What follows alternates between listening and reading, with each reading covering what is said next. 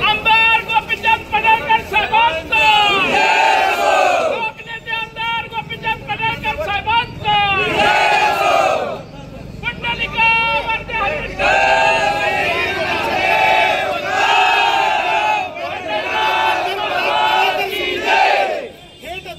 आमदार गोपीचंद पडळकर साहेबांचा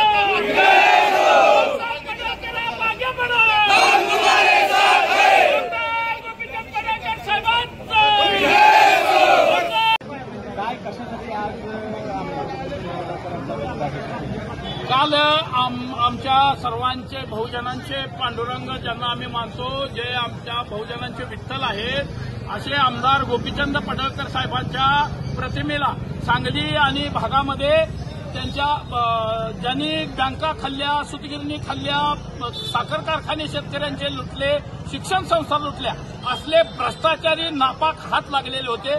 म्हणून या पंढरीच्या पांडुरंगाच्या समोर आम्ही त्यांची प्रतिमा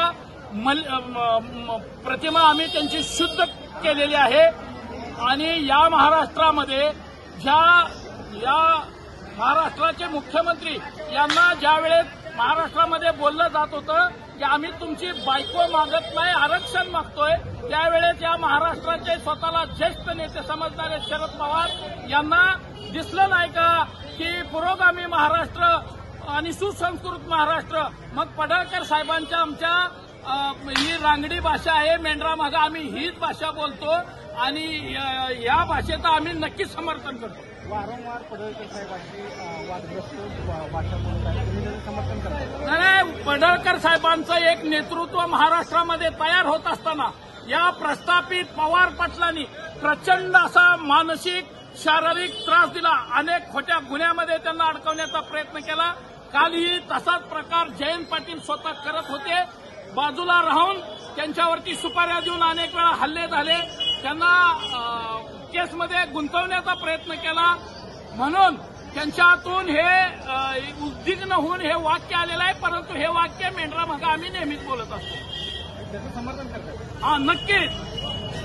कारण या पवार पाटलांनी आतापर्यंत अनेकांचे खून केले, अनेकांना सुपाऱ्या देऊन संपवलं गेलं.